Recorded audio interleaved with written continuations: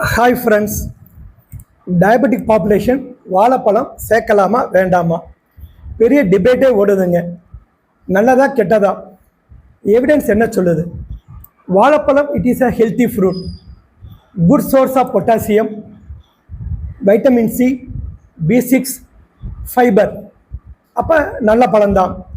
Diabetic பாப்புலேஷனுக்கு பொதுப்படையாக சொன்னால் வேண்டாங்கிறோம். அட் த சேம் டைம் சில ப்ரிகாஷன்ஸ் எடுத்தால் சேர்க்கலாம். என்னது? கனிஞ்ச பழம் அப்படின்னா வேண்டாம். காய்வெட்டா உள்ளது, செமி ரைப், அந்த பழம் சேர்க்கலாம்.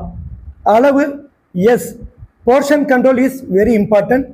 ஒரு 30 gram, small to medium size, 30 gram மேலே உள்ள பழம் சைஸு வேண்டாம். அது மட்டும் இல்லாமல் மெயின் சாப்பாடோடு சேர்த்து இல்லாமல் இடைவேளை உணவாக சேர்க்கலாம். That is mid morning or evening ஸ்நாக்காக எடுக்கலாம். அது மட்டும் இல்லாமல் அது ஹார்ட் ஹெல்த்து நல்லா இம்ப்ரூவ் பண்ணும், டைஜஷனுக்கு நல்லது. சுகர் கட்டுப்பாடு இல்லாமல் இருக்குது, HbA1c அதிகமாக இருக்குது, அப்போ அது சேர்க்காதீங்க. கொஞ்சம் கண்ட்ரோல் வந்ததுக்கு பின்னாடி இந்த வாழைப்பழத்தை we can make it as a part of the healthy eating. Plus பழங்கள்லேயே வாழைப்பழம் பல வெரைட்டிஸ்.